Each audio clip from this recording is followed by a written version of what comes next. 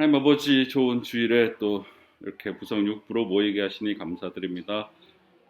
이 시간 성령님 함께 해주셔서 이 시간이 성령 충만하고 주님의 은혜와 또 주님의 기쁨이 또 주님의 평안이 넘치는 시간 될 수 있도록 도와주시옵소서.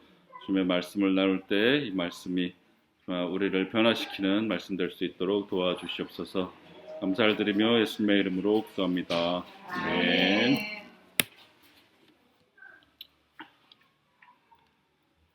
예, 하나님은 너를 지키시는 자의 찬양 아시죠? 예, 함께 찬양하시겠습니다. 하나님은 너를 지키시는 자, 너의 우편에 그늘 되시니 낮의 해와 밤의 달도 너를 해치 못하리. 하나님은 너를 지키시는 자, 너의 환난을 면케하시니 그가 너를 지키시리라. 너의 출입을 지키시리라. 눈을 들어 산을 보아라.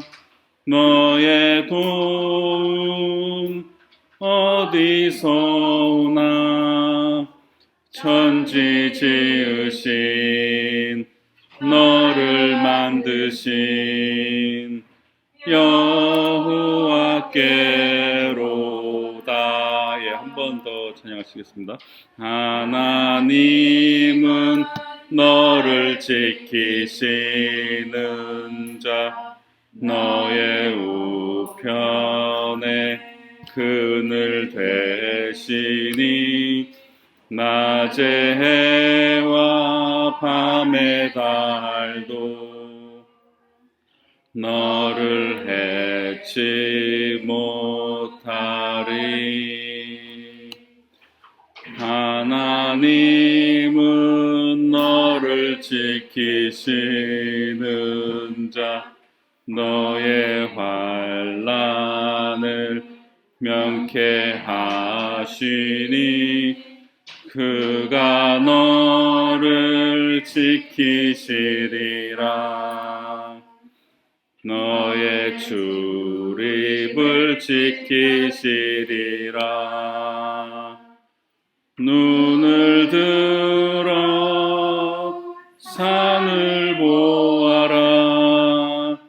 너의 도움 어디서 오나. 천지 지으신 너를 만드신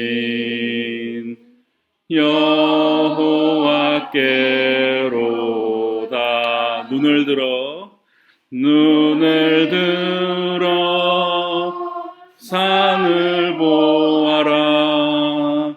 너의 도움 어디서 오나. 천지 지으신 너를 만드신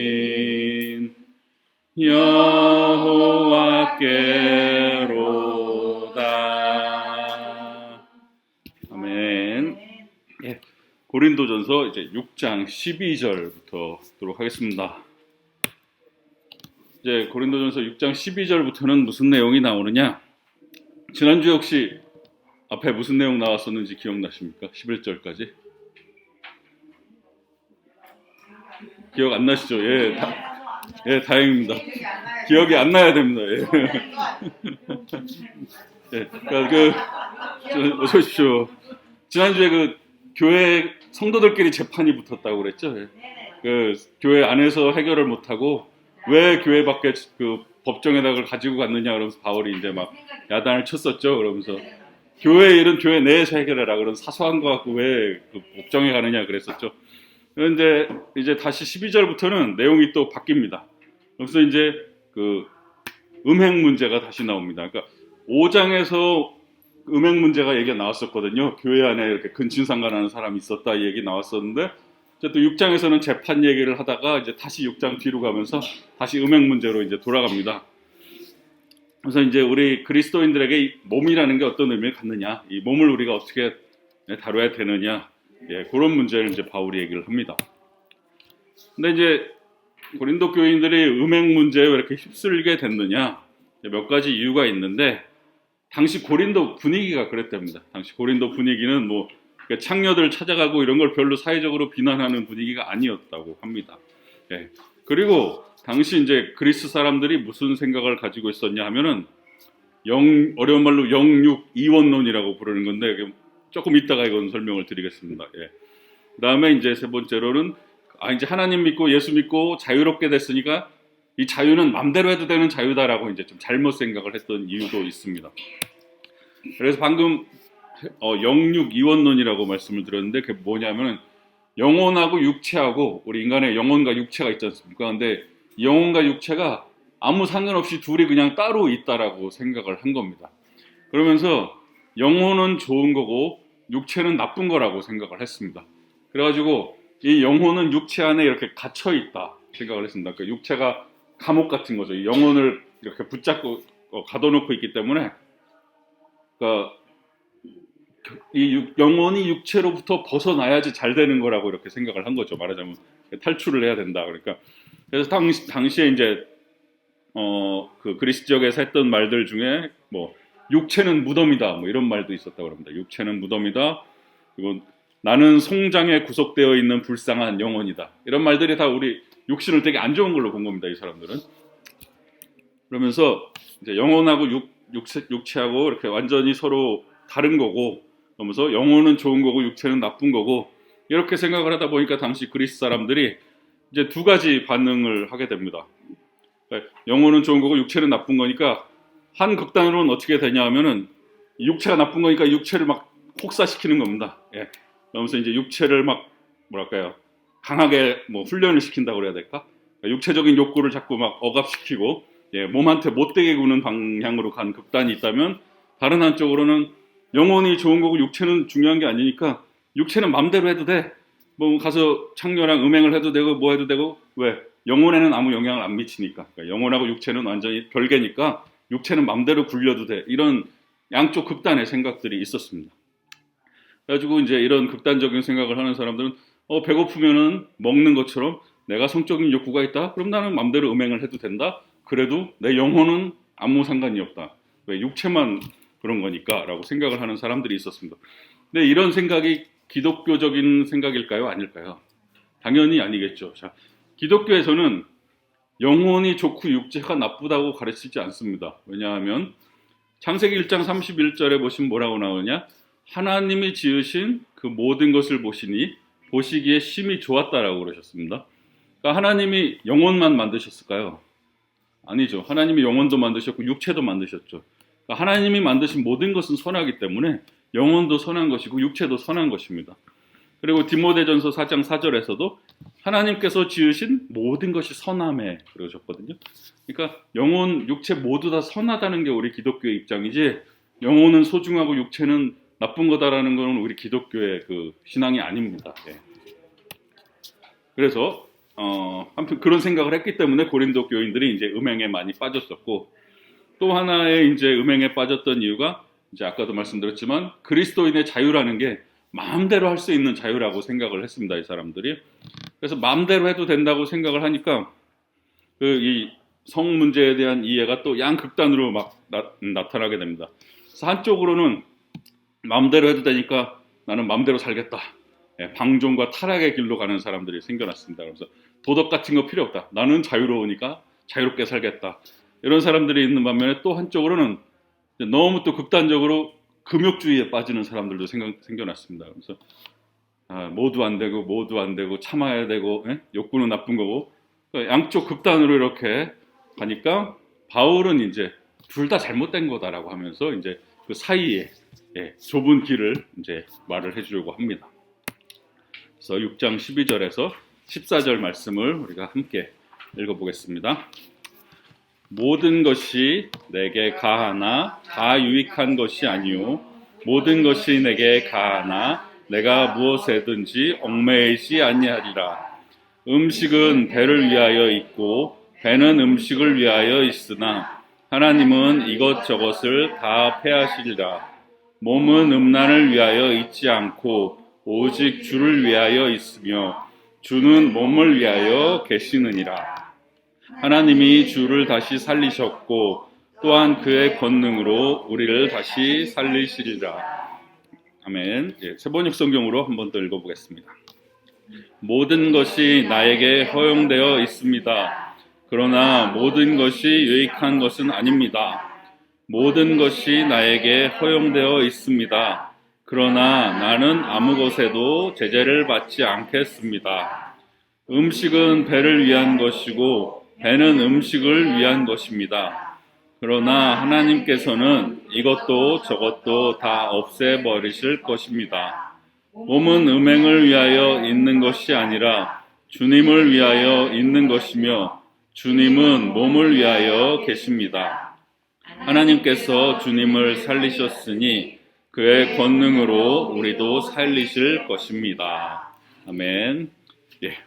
그래서 고린도 교회 교인들이 이제 잘못 생각하고 있었습니다. 무슨 생각을 하고 있었냐?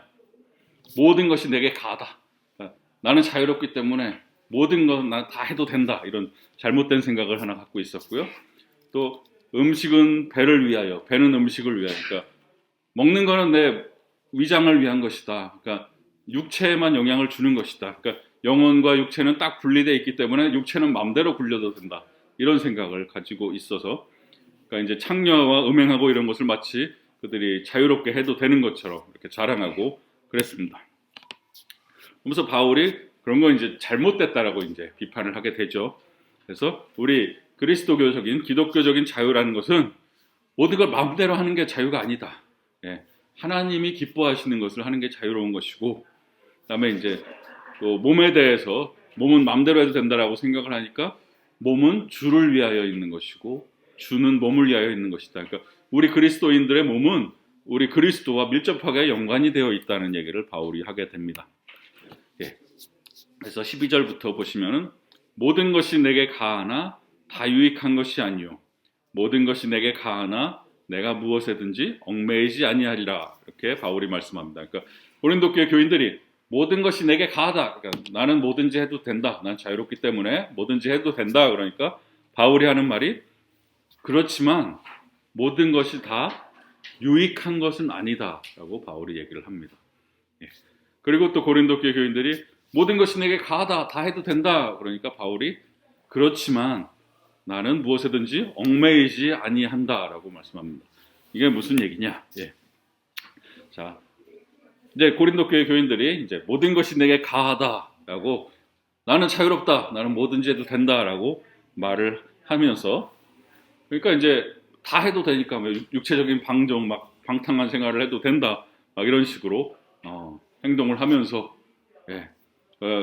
음행을 하면서도 이런 걸 별로 개의치 않았던 겁니다. 나는 다 해도 되니까, 난 자유로우니까 이런 생각을 했습니다. 특히 이 당시 그리스 사회에서 매춘이라는 건 합법이었습니다. 법을 어기는 게 아니었습니다. 그리고 특히 남자가 당시에 이제 미소년들 또 창녀들과 관계를 맺는 것도 거기서 그냥 용인되던 사회였습니다. 그래가지고 옛날 뭐 그리스 철학자들 책 이런 거 보고 그러면 이렇게 미소년들하고 이렇게 음행을 해도 그걸 되게 떳떳하게 얘기를 하는 그런 문화가 당시 문화였습니다.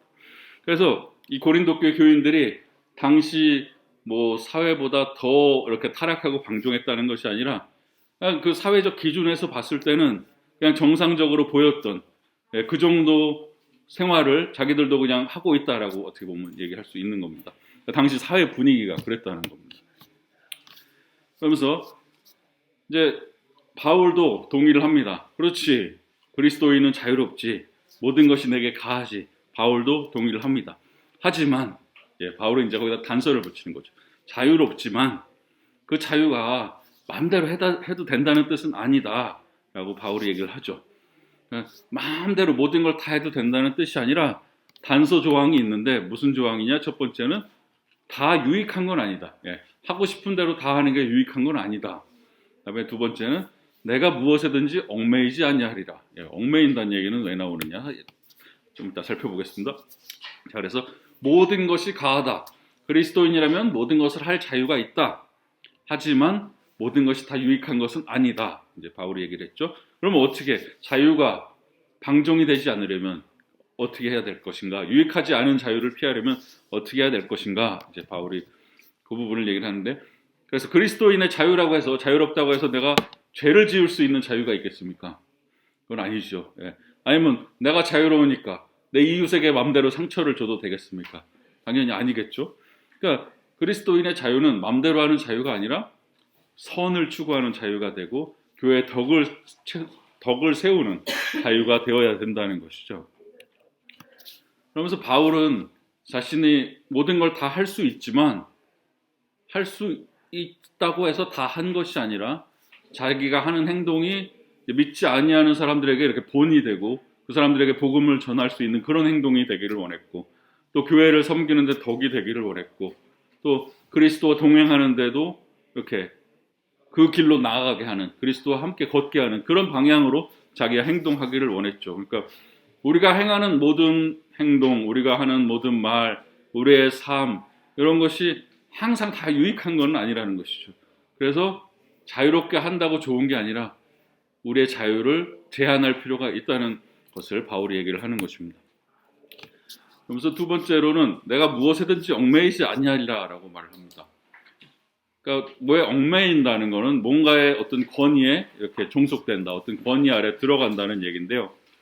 나는 누군가에 의해서 나 자신을 이렇게 예속하지 않겠다, 누구에게 얽매이지 않겠다, 바울이 얘기를 합니다. 근데 생각해 보면 내가 자유롭게 내 마음대로 하는데 뭐 내가 왜 얽매이지? 자유롭게 하는 게 오히려 얽매이지 않는 건데 왜 바울이 이런 말을 할까요? 모든 것이 가하지만 나는 얽매이지 않겠다. 언뜻 보기에는 좀 이게 좀 말이 안 되는 말을 하는 것 같습니다. 모든 것이 가하면은 나는 가하면 내 마음대로 하면 그게 얽매이지 않는 것 같은데 왜 얽매이지 않기 위해서는 모든 걸 다 해서는 안 된다는 거거든요. 지금 바울 얘기는 하고 싶은 대로 하는 게 곧 얽매이게 된다는 얘기를 바울은 하고 있습니다. 왜 그러냐 하면은 인간이 자신의 욕망이나 자신의 탐심으로 어떤 일을 하면은 우리는 죄의 노예가 됩니다. 자유를 마음대로 행하다 보면 우리는 얽매이게 됩니다. 어떻게 보면 되게 아이러니한 건데 자유롭게 살면 내 마음대로 점점 더 자유해질 것 같은데 그게 아니라 자유롭게 살면 살수록 죄를 지면 질수록 죄에 우리는 노예가 됩니다. 그게 법칙이죠. 죄는 죄 지은 인간을 지배하게 됩니다. 우리는 죄를 지면 질수록 죄에 얽매이게 됩니다. 바울이 바로 그 부분을 얘기를 하고 있는 겁니다. 로마서 6장 16절에서 바울이 뭐라고 그러냐면 너희 자신을 종으로 내주어 누구에게 순종하든지 그 순종함을 받는 자의 종이 되는 줄을 너희가 알지 못하느냐. 혹은 죄의 종으로 사망에 이르고 혹은 순종의 종으로 의에 이르느니라. 바울이 이렇게 말씀합니다. 그러니까 우리가 누구에게 순종하면 우리는 그 순종하는 그 대상에게 종이 된다는 겁니다. 그러니까 우리가 죄에게 순종하면 우린 죄의 종이 되는 것이고 우리가 하나님께 순종하면 하나님의 종이 되는 것이죠. 그러니까 우리는 자유롭게 산다고 내 마음대로 하면서 죄를 지면 결국 죄의 종이 된다고 바울은 얘기를 합니다. 그러면서 그렇게 되지 않기 위해서 죄에 얽매이지 않기 위해서 나는 내 마음대로 하지 않겠다라고 바울이 얘기를 하는 거죠. 그래서 바울이 하는 말은 모든 것이 내게 허용된다. 맞다. 그리스도인들은 자유가 있다. 하지만 나는 어떤 것도 나를 통제하도록 내가 하지 않겠다. 나는 죄에 묶이지 않겠다. 마음대로 해서 내가 죄에 얽매이는 일이 일어나지 않도록 하겠다. 나는 누구의 종도 되지 않을 거다. 나는 오직 예수님의 종이다. 예수님께만 속했다. 바울은 바로 이런 생각을 가지고 있었던 거죠. 그래서 우리 그리스도인의 자유라는 게 뭐냐? 마음대로 하는 자유가 아니라 자유롭지 않을 자유입니다. 이게 어떻게 보면 말이 좀 이상할 수도 있는데 자유롭게 선택해서 자유롭지 않아질 자유가 있는 겁니다. 그러니까 복음을 위해서 나는 이걸 할 수 있지만 안 하는 게 우리의 자유입니다. 더 중요한 게 있으니까. 하나님을 기쁘시게 하는 게 더 중요하고 복음을 전파하는 게 중요하기 때문에 내가 해도 됐지만 안 하는 게 생깁니다. 우리 그리스도인들한테는. 그러면서 내 맘대로 하겠다, 내가 하고 싶은 대로 살겠다라고 하는 사람들은 오히려 자유롭지 못한 사람들입니다. 그 막 자유롭게 살려는 그 욕망 안에는 뭔가 자기가 이렇게 내가 자유롭게 산다는 걸 보여주려는 그 욕망 안에는 어찌 보면 뭔가에 매여 있고 뭔가에 눌려 있는 것들이 있는 겁니다. 그러니까 자꾸 내가 이렇게 해서 자유롭게 산다는 걸 보여주려고 그러고 내가 아마 하고 싶은 대로 하려는 그 속에는 진짜 내면 안에는 자유가 없는 것일 수 있거든요. 왜냐하면 진정으로 자유로운 사람은 뭐를 보여줄 필요가 없습니다. 예, 뭘 증명할 필요가 없습니다. 그냥 남들이 뭐라고 하든 그냥 내가 해야 될 일은 하는 것이고 안 할 일은 안 하는 것이고 진정으로 자유로운 사람은 아무것도 증명할 필요가 없는 거죠. 그래서 우리 그리스도인의 자유라는 거는 마음대로 하는 자유가 아니라 하나님의 뜻을 행하는 자유고 우리를 거룩하게 내 몸을 거룩하게 보존하는 그런 자유고 또 이웃을 사랑하고 이웃을 돌보는 그런 자유죠. 그러니까 하나님이 주신 우리의 자유는 하나님 외에 다른 어떤 것에도 얽매이지 않는 자유입니다. 예. 그러면서 이제 13절로 넘어가서 음식은 배를 위하여 있고 배는 음식을 위하여 있으나 하나님은 이것저것을 다 패하시리라. 몸은 음란을 위하여 있지 않고 오직 주를 위하여 있으며 주는 몸을 위하여 계시느니라. 이렇게 말씀합니다. 이제 먹는 문제를 이제 창녀와의 음행 문제랑 이제 연결시키면서 얘기를 하는데요. 음식은 배를 위하여 있다라고 고린도 교회 교인들이 얘기를 한 겁니다. 음식은 배를 위하여 있다. 그러니까 먹는 거는 내 뱃속으로 들어가는 거지 내 영혼에 관계된 게 아니다. 그러니까 육체랑 영혼은 딱 구분돼 있어가지고 내가 먹는 거는 내 육신에 관계된 문제지 내 영혼하고는 아무 상관이 없는 문제다. 이런 생각. 그러니까 결국은 내 육체라는 건 내 마음대로 해도 된다. 이런 육체를 어떻게 한다고 그래서 내 영혼에 영향을 미치는 게 아니다. 고린도 교회 교인들이 이런 생각을 하고 있었는데 바울이 이제 뭐라고 그러느냐. 그러니까 음식, 먹는 거에 대해서 바울은 어떤 생각을 가지고 있었느냐. 음식 자체가 뭐 어떠냐는 것은 별로 중요하지 않다고 생각을 했습니다. 그러니까 옛날에 뭐 율법에 따르면 이 음식은 정결하고 이 음식은 정결하지 못하고 이렇게 음식을 구분하고 했었는데 바울은 그런 것이 중요하다고 생각하지 않았습니다.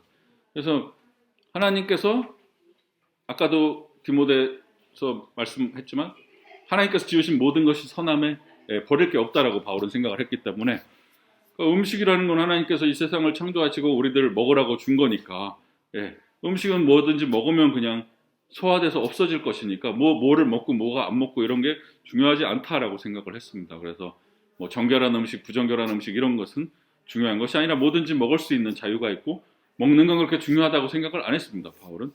그러면서 하나님은 이것저것을 다 패하시리라. 뭐 음식과 배 뭐 다 하나님이 결국 패하실 것이다. 그래서 로마서 14장 17절에서 바울이 뭐라고 그러냐? 하나님의 나라는 먹는 것과 마시는 것이 아니오. 오직 성령 안에 있는 의와 평강과 희락이라. 하나님 나라에서 먹는 거 중요하지 않다. 바울은 그렇게 얘기를 한 거죠. 먹는 게 뭐 중요하겠느냐? 그래서 고린도 교회 사람들이 음식은 배를 위하여 있고 그러니까 바울은 거기에 대한 답으로 몸은 주를 위하여 있는 것이다. 이런 말을 합니다. 그래서 배라고 표현한 말은 이제 육신의 한 기관이죠. 뭐 위장을 말하는 건데 근데 이거는 이제 곧 썩어 없어질 거죠. 이 육신은. 그래서 이 신약 성경에서 육체, 육신하는 말하고 이제 몸이라는 말이 좀 구분돼서 봐야 될 필요가 있는데 육체, 육신이라는 말은 이제 사륵스라는 말입니다. 그래서 이거는 그냥 진짜 말 그대로 이 육신, 썩어 없어질 육신을 말하는 것이고 몸이라고 그랬을 때 여기서 이 몸은 이 육신만 말하는 것이 아니라 인간 전체를 말하는 표현입니다. 전인적인 인간. 그래서 이 몸이 그리스 사람들은 되게 뭐 이 육신은 없어질 거다, 뭐 중요한 거 아니다라고 얘기를 했지만 몸은 되게 중요한 겁니다. 사실 생각해 보면, 그렇죠? 우리는 몸을 가지고 살아가고 있고 몸이 없으면 우리가 살아 있는 게 아니죠. 몸을 가지고 행동하고 살아가고, 생각하고 이 몸이 없으면 우리는 인간이 아닌 거죠. 몸이 되게 중요한 겁니다, 사실. 그러면서 더욱이 우리 그리스도인의 몸은 그리스도의 죽음과 부활을 통해서 그리스도와 연합하게 되었고 부활을 기다리는 몸입니다. 그러니까 예수님이 십자가를 지셔서 우리를 구원하셨는데 예수님께서 구원하신 것이 우리 영혼만 구원하신 것일까요? 아니죠. 우리 몸도 구원하신 겁니다. 예수님은. 우리의 영혼과 몸과 정신과 모든 걸 다 구원하신 겁니다. 예수님은. 예, 영혼만 구원하신 게 결코 아닙니다. 그래서 우리 이 그리스도인의 몸은 이제 우리 것이 아니라 주님의 것입니다. 예, 그래서 몸은 주를 위하여 있다라고 바울이 얘기하는 거죠. 우리의 몸은 이제 주님의 것이고 주님의 영광을 위해서 존재하는 것으로서 창녀에게 내줄 그런 몸이 아니라고 말을 하는 겁니다. 그래서 그리스도인의 몸은 예수님의 죽음을 통해서 구속받은 몸이다. 그러니까 예수님이 구원하신 것은 우리의 영혼뿐만 아니라 우리 몸까지 구원을 하셨고, 그래서 이 몸은 이제 그리스도의 영광을 위해서, 그리스도를 위해서 사용되어져야 될 몸이라고 바울은 말을 합니다. 그러면서 14절에서 하나님이 주를 다시 살리셨고 또한 그의 권능으로 우리를 다시 살리시리라라고 바울이 말씀합니다. 그러니까 이제 그리스도인이라는 존재들은 예수님이 십자가에서 돌아가시고 다시 부활하심으로써 이제 예수님과 하나 된 존재가 되었는데, 그러니까 이제 예수님과 하나 된다고 했을 때 우리의 영혼만 하나 된 게 아니라 우리의 몸도 예수님과 이제 하나 되었다라는 것입니다. 그러면서 우리의 몸도 마지막에 부활할 것이라는 것이죠. 우리의 영혼만 부활하는 게 아니라 우리의 몸도 부활할 것이라는 것입니다. 바울이 말하는 부활은 몸의 부활을 포함하는 부활입니다. 그래서 우리 사도신경 매일 고백을 할 때 뭐라고 고백합니까? 마지막에 몸의 부활과 영생을 믿습니다. 그렇게 고백을 하죠. 예, 그냥 부활이 아니라 몸의 부활이라고 우리가 고백을 합니다. 예, 당시에 그러니까 이 사도신경이 만들어질 때 이렇게 몸은 아까도 말씀드렸지만 나쁜 거고, 예, 영혼만 구원받을 거다라고 말하는 사람들이 있었기 때문에 사도신경에 이렇게 구체적으로 이런 말이 들어간 겁니다. 몸도 부활한다. 몸의 부활을 믿는다라고. 우리 기독교는 예, 육체는 나쁘고 영혼은 좋고 영혼만 구원받는다라고 믿는 종교가 아니다. 몸의 부활을 믿는 종교다라고 사도신경에다 다 갖다 넣은 겁니다. 그래가지고 예. 그래서 우리가 그리스도인으로서 산다는 것은 지금도 이 몸을 가지고 사는 것이고 마지막 날에도 우리의 몸이 부활할 것이다. 그래서 영광의 몸, 영적인 몸으로 변화될 것이다. 물론 부활한다고 해서 지금 몸 똑같이 부활하진 않겠죠. 뭔가 다른, 우리는 상상할 수는 없지만 예, 영적인 몸, 영광의 몸으로 변화할 텐데 어찌됐건 몸이 부활한다는 것이 우리 그리스도인의 신앙입니다. 예, 다음 15절에서 20절로 넘어가 보겠습니다. 15절에서 20절 함께 읽어보겠습니다. 너희 몸이 그리스도의 지체인 줄을 알지 못하느냐? 내가 그리스도의 지체를 가지고 창녀의 지체를 만들겠느냐? 결코 그럴 수 없느니라. 창녀와 합하는 자는 그와 한 몸인 줄을 알지 못하느냐? 일러스되 둘이 한 육체가 된다 하셨나니 주와 합하는 자는 한 영이니라. 음행을 피하라. 사람이 범하는 죄마다 몸 밖에 있거니와 음행하는 자는 자기 몸에 죄를 범하느니라. 너희 몸은 너희가 하나님께로부터 받은 바 너희 가운데 계신 성령의 전인 줄을 알지 못하느냐. 너희는 너희 자신의 것이 아니라 값으로 산 것이 되었으니 그런즉 너희 몸으로 하나님께 영광을 돌리라. 아멘. 네, 세번역 성경으로 한 번 더 읽어보겠습니다. 여러분의 몸이 그리스도의 지체라는 것을 알지 못합니까? 그런데 내가 그리스도의 지체를 떼어다가 창녀의 지체를 만들 수 있겠습니까? 그럴 수 없습니다. 창녀와 합하는 사람은 그와 한 몸이 된다는 것을 알지 못합니까? 두 사람이 한 몸이 될 것이다 하신 말씀이 있습니다. 그러나 주님과 합하는 사람은 그와 한 영이 됩니다. 음행을 피하십시오. 사람이 짓는 다른 모든 죄는 자기 몸 밖에 있는 것이지만 음행을 하는 자는 자기 몸에다가 죄를 짓는 것입니다. 여러분의 몸은 여러분 안에 계신 성령의 성전이라는 것을 알지 못합니까? 여러분은 성령을 하나님으로부터 받아서 모시고 있습니다. 여러분은 여러분 자신의 것이 아닙니다. 여러분은 하나님께서 값을 치르고 사들인 사람입니다. 그러므로 여러분의 몸으로 하나님을 영화롭게 하십시오. 아멘. 예.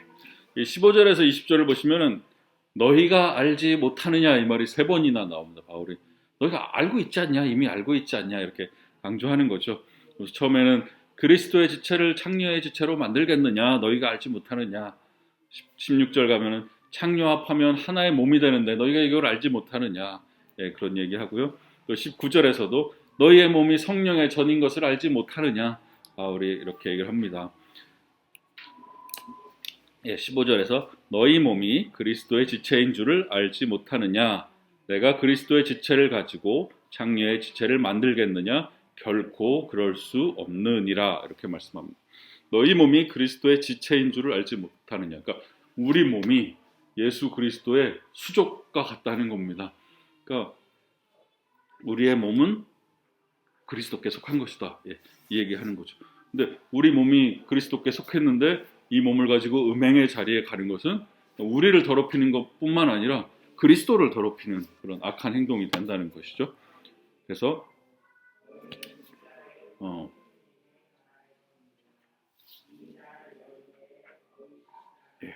이 그리스도와 함께 거룩한 교제를 지니는 우리는 이제 그리스도와 함께 교제하는 존재들인데 이런 그리스도와의 교제와 지금 창녀와의 교제와 이 두 개를 이제 서로 대비하면서 바울이 얘기를 이어나가는데요.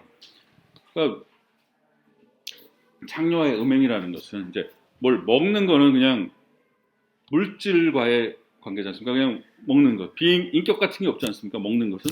그런데 이 음행이라는 것은 인격과 인격이 어떻게 보면 만나는 건데 그러니까 원래 이제 성적인 관계라는 것은 단순히 육체적인 관계가 아니라 인격과 인격이 만나는 것인데 사실 이런 창녀와의 음행이라는 건 뭐 서로 사랑해서 인격적으로 하는 게 아니지 않습니까? 그냥 몸과 몸이 만나는 것일 뿐. 그러니까 이건 하나님이 원하시는 그런 관계가 아닌 것이죠. 그러면서 바울은 그리스도의 지체를 가지고 창녀의 지체를 만들겠느냐. 이미 그리스도와 연합해서 그리스도와 하나 된 사람이 어떻게 이 창녀와 육체적으로 연합을 할 수 있겠느냐. 너희 몸이 그리스도 건데 이거를 갖다 창녀에게 갖다 주겠느냐. 그러면서 바울이 15절에 제일 마지막에 결코 그럴 수 없느니라. 바울이 이제까지 고린도전서에서 보면 이렇게 세게 아니다 뭐 이런 말 잘 안 했죠. 항상 약간 비유적으로 얘기를 하거나 살짝 돌려서 비판을 하든가 막 이랬는데 여기서는 되게 강력하게 결코 그럴 수 없느니라 아주 이제 세게 얘기를 하죠.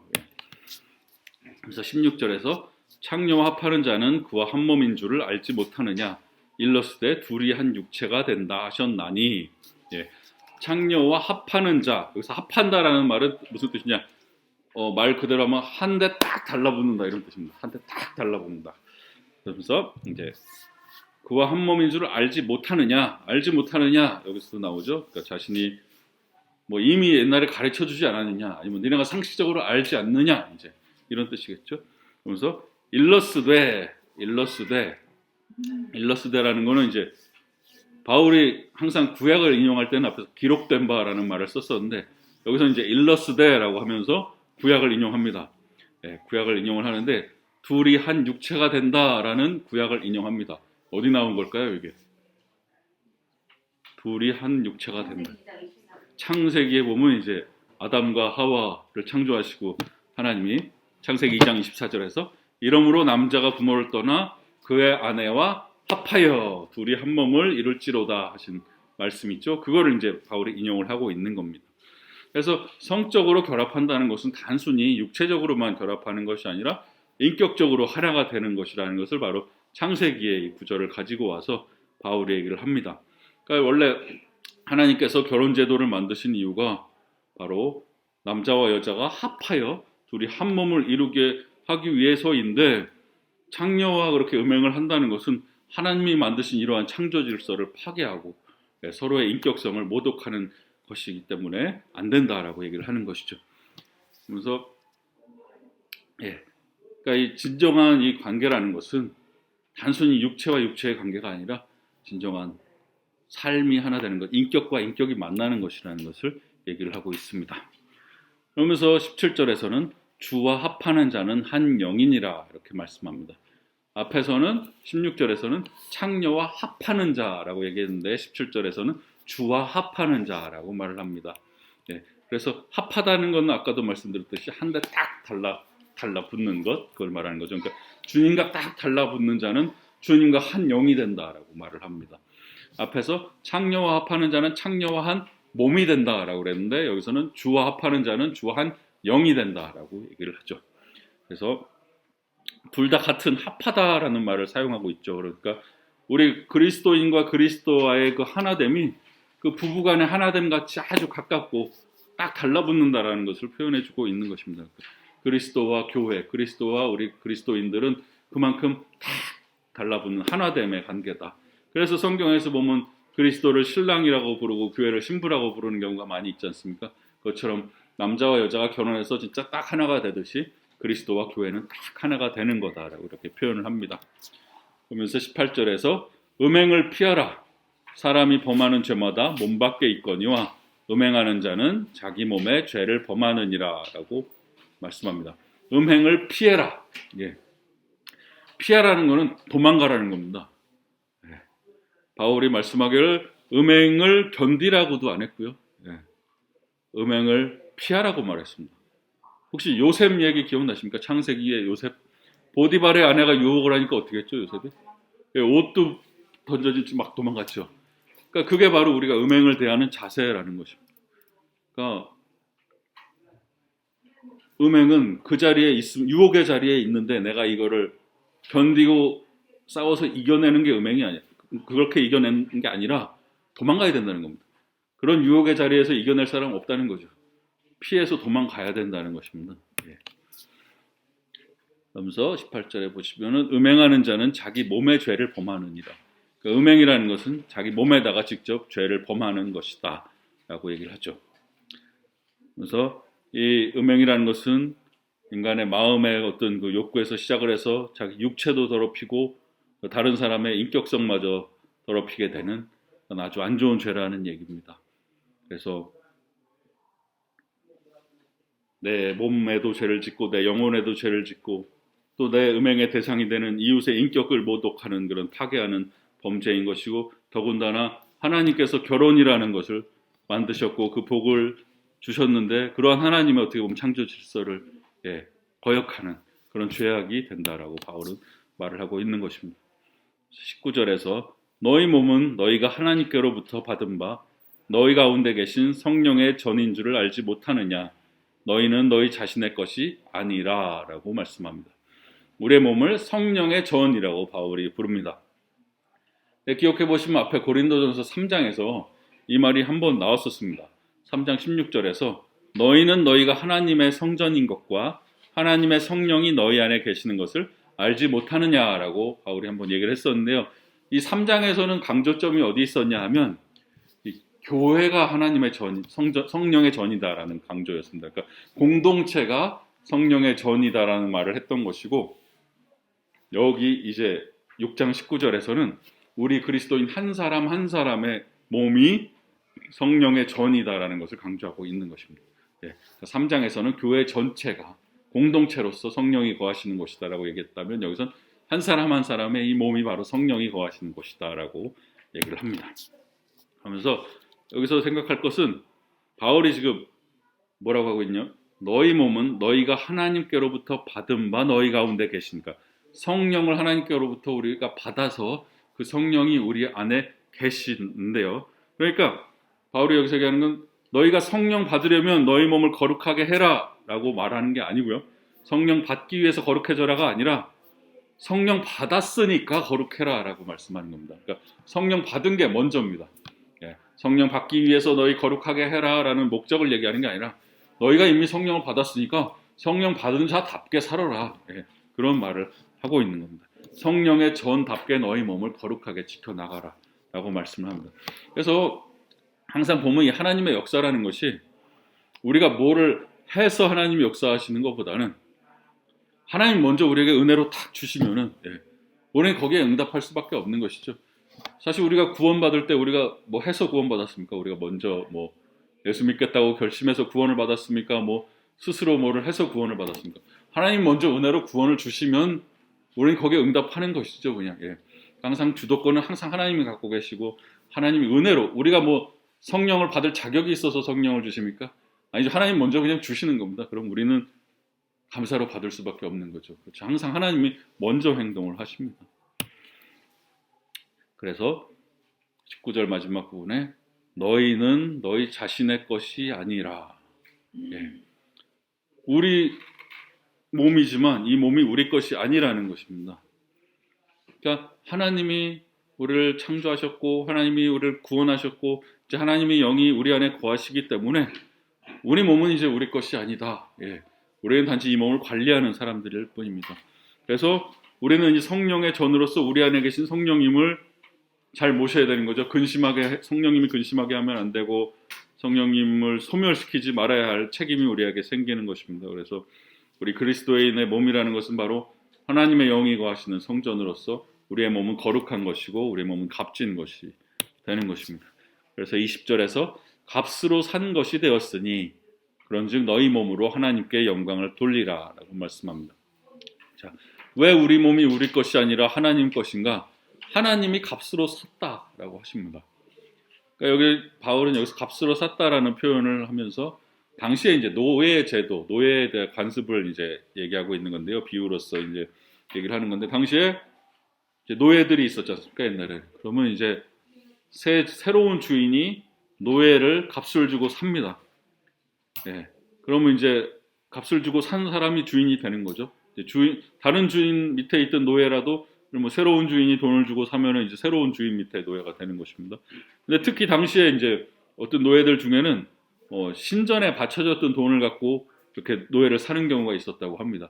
그러니까 신전의 돈으로 노예를 사면 그 노예는 그 신의 소유가 된다라고 했었습니다. 그래서 이제 우리 그리스도인들도 원래는 노예 같은 사람들이었다는 것입니다. 바울은 어떤 노예냐? 예, 죄의 노예, 욕망의 노예, 정욕의 노예, 노예 상태에 있었는데 새로운 주인이 나타나서 값을 주고 우리를 산 겁니다. 누구냐? 하나님이 오셔서 우리를 노예 상태에서 사신 것이죠. 그래서 우리를 자유롭게 해주셨습니다. 근데 하나님께서 값을 주셨는데 무슨 값을 치르셨을까요? 예수 그리스도의 보혈이라는 값을 치르신 겁니다. 그래서 예수님의 피, 갈보리 언덕에서 일어났던 그 구원의 역사라는 그 값을 치러서 그 구원의 역사로 우리 인간들은 죄의 노예였는데 그 노예 상태에서 풀려난 거죠. 죄와 사망의 그 사슬에서 해방이 된 겁니다. 그래서 하나님의 소유가 돼서 하나님의 구원에 참여하게 되었습니다. 그래서 이렇게 하나님 거가 됐기 때문에 값으로 하나님께서 사셨기 때문에 그런즉 너희 몸으로 하나님께 영광을 돌려라. 예. 이 음행 문제를 계속 얘기하면서 거기에 대한 바울의 결론은 뭐냐? 우리 몸으로 하나님께 영광을 돌려야 된다라고 말을 합니다.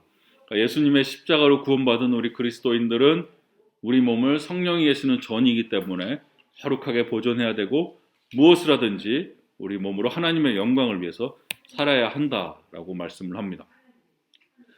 그래서 고린도 교회 교인들이 이제 자기들이 그리스도인이 돼서 자유롭다고 해서 모든 걸 다 해도 된다라고 해서 막 음행의 길로 간 사람들이 있었는데 기억해야 할 것은 우리 그리스도인들의 자유는 아무거나 해도 되는 자유가 아니라는 것이죠. 그래서 하나님도 사실 하나님만큼 자유로운 분이 어디 있겠습니까? 그죠? 우리가 자유로운 것보다 하나님은 뭐든지 해도 되는 분이죠. 하나님은 창조주시니까.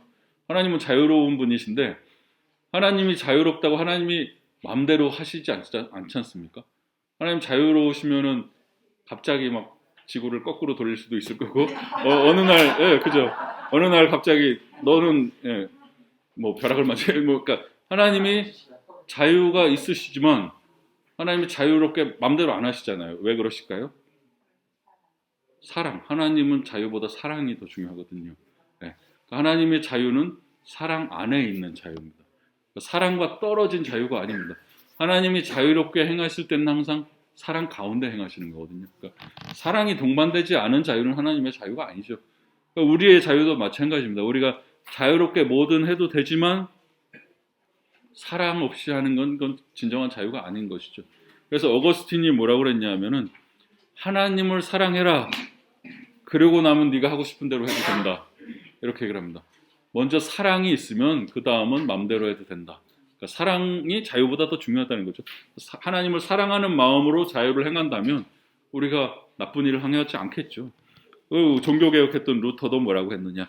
그리스도인은 모든 것에 온전히 자유로운 주인으로 어느 것에도 예속되지 아니한다. 하지만 그리스도인은 또한 모든 것에 온전히 충성된 종으로서 모든 것에 예속된다. 우리는 자유로운 주인이긴 하지만 또 한편으로 우리는 종이기도 하다. 예. 그리스도인의 자유는 맘대로 하는 자유가 아니라 섬기는 자유고 복음을 위한 자유고 하나님 기쁘시게 하기 위한 자유인 것이죠. 그러니까 이웃을 위해서 기꺼이 종이 될 수 있는 자유. 그러니까 예수님도 종의 모습으로 오셨지 않습니까? 우리를 위해서 사랑 때문에. 그처럼 우리의 자유는 종이 될 수 있는 그런 자유다. 그래서 우리가 자유를 행사할 때 기준은 항상 이게 유익한가? 모든 것이 유익한 건 아니다. 과연 이것이 복음을 위해서, 교회를 위해서, 하나님을 위해서 유익한 것인가라는 항상 생각해야 되고, 그다음에 내가 이 자유를 행했을 때 이 자유가 혹시 나를 무엇에 얽매이게 하는 것은 아닌가? 예. 죄를 범하면 죄의 종이 돼서 죄의 노예가 된다고 했으니까 내가 이것을 행했을 때 이것이 나를 더 자유롭게 하는가? 아니면 이게 나를 뭔가 얽어매게 하는가? 이런 것도 중요한 판단의 기준이 되겠죠. 그래서 우리의 자유는 사랑 안에서의 자유라는 것을 기억하시면 좋겠습니다. 예. 그러면 여기서 기도하고 마치도록 하겠습니다. 기도하겠습니다. 하나님 아버지, 우리를 죄악 가운데, 죄의 노예 가운데 있던 우리를 값으로 사셔서 주님의 자유로운 자녀들로 삼아주시니 감사드립니다. 하나님 아버지, 우리가 이 자유를 정말 잘 사용할 수 있도록 도와주시옵소서. 정말 이 자유를 사랑 안에서 잘 사용하여서 정말 이 자유를 통해서 우리가 하나님을 기쁘시게 하고 또 이웃들을 잘 섬길 수 있는, 복음을 정말 전하는 데 도움이 될 수 있는, 또 교회의 덕을 세우는 데 도움이 되는 그런 자유로 사용할 수 있도록 하나님 도와주시옵소서. 하나님 아버지, 우리의 몸은 정말 주님의 것이오니 우리가 행하는 모든 것을 통해서 우리의 몸으로 하나님께 영광을 돌릴 수 있도록 하나님 도와주시옵소서. 감사를 드리며 예수님의 이름으로 기도합니다. 아멘.